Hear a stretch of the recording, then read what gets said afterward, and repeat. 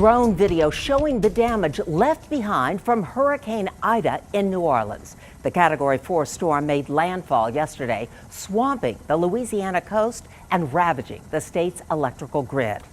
More than 1 million customers are still without power in Louisiana, including all of New Orleans. The damage from Ida is so extensive, officials warn it could be weeks before they're able to get the power grid repaired. The Louisiana National Guard launched Black Hawk helicopters early this morning to join search and rescue missions in the aftermath of Ida. Before and after security camera footage at a fire station in Delacroix shows just how rapidly water rose in an hour. In the heart of New Orleans, Ida toppled brick buildings and tore off awnings, but the city escaped widespread damage. Ida brought gusts of up to 172 miles per hour along the Gulf Coast. So far, the storm is blamed for at least one death in Louisiana. Officials say our 911 infrastructure right now is not operable. It's not just New Orleans, but the southern parishes in the state of Louisiana are experiencing an issue. A lot of wicked winds. Luckily, no flooding. That's the main difference between this storm and Katrina.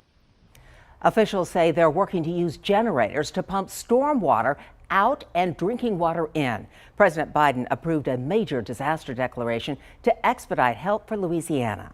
Ida is now a tropical depression. KENS 5 Weather Chief Bill Taylor is here to tell us all about it. Bill? Yeah, despite landfall and, of course, the biggest mark left on Louisiana, about 16 states will now experience flooding rains because of Ida. Take a look at this tropical depression on the map, and you can see the coverage area is massive. Winds are at 35 miles per hour, moving north-northeast at about 9 to 10 miles per hour. It's expected to continue north of North Carolina and head up into our big cities. Philly, Washington, New York City will all be affected by the rains of tropical depression Ida. Speaking of rains, a quick check of our local radar. Heavy downpours coming to an end. We still have some rain near Hondo as well as west of Kerrville, and more in the forecast. But back to Ida for a moment. You know, it was 16 years to the day that it made landfall on the same August 29th as Hurricane Katrina. Meteorologist Andrew Wilson on the compare and contrast of these two monster storms. Yeah, that is right, Bill. Just in the same area, too, where Katrina had made landfall back in 2005. But this time, the Ida made landfall to the west of New Orleans compared to the east. And that played a big part. Both storms were about Category 3 when they passed New Orleans. Of course, Ida did make landfall, though, further to the south near Grand Isle as a Category 4. Now remember, the quadrant of the storm matters on what kind of impact you have. A front right quadrant impact means maximum storm impact, more of the strong winds. On the front left, that's more significant storm surge, and that's what New Orleans dealt with whenever we were talking about Hurricane Katrina.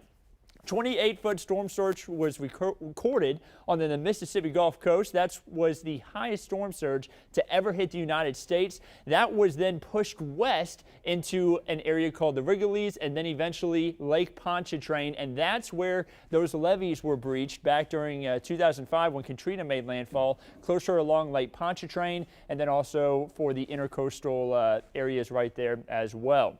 But for Hurricane Ida, what was different? Well, the storm made its way off to the west side of New Orleans. Of course, down towards the coastal parishes, we did have some serious issues with surge, but surge didn't really make it into an impacting area of New Orleans. Marshes add protection from that storm surge, but remember, the right side of the storm, that's maximum storm impact, was strong winds, and that's why we've heard so much more about damage from the strong winds rather than the flooding. Aaron?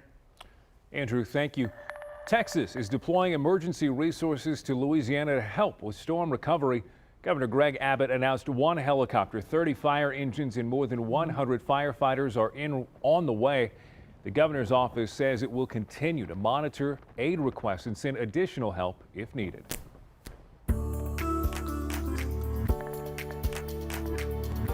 Our neighbors in Louisiana have a long road to recovery from Hurricane Ida.